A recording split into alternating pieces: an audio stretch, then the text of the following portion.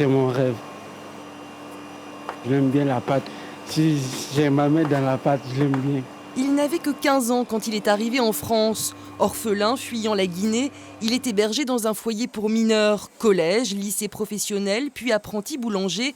Le rêve de Maya est en passe de devenir réalité, en partie grâce à Salem, son patron. Il l'a pris sous son aile, lui a promis un CDI dès qu'il aura son CAP. Farci avec... Ouais, ça c'est fait ce matin. Ouais. Et le fugace, le fera, Fugace, voilà. le fera tard. Les gens ils disent c'est mon patron, mais c'est pas mon patron, c'est mon père. Parce que depuis je suis venu j'ai commencé à travailler avec lui. Il m'a pris tout de suite comme son fils. Au début, il était très dur envers moi. Mais après, je lui ai essayé de poser des questions. Pourquoi tu es dur envers moi? Il m'a dit, je veux ton bonheur et je veux ton avenir. Une belle histoire qui aurait pu s'arrêter là. On a quand même 120 pièces à cuire.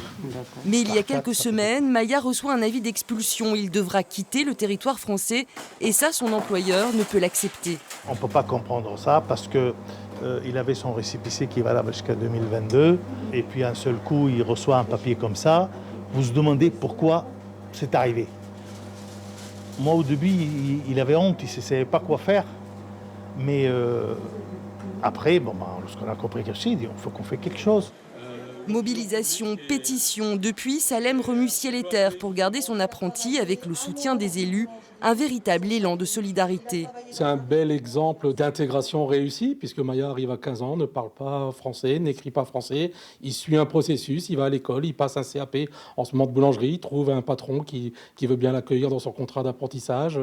Donc tout est au beau fixe pour que Maya puisse pérenniser ses activités ici en France. Tous réclament un geste des autorités pour sa régularisation. Maya, lui, est optimiste. Il veut construire sa vie en France et qui sait un jour ouvrir sa propre boulangerie. Voilà le travail de Maya.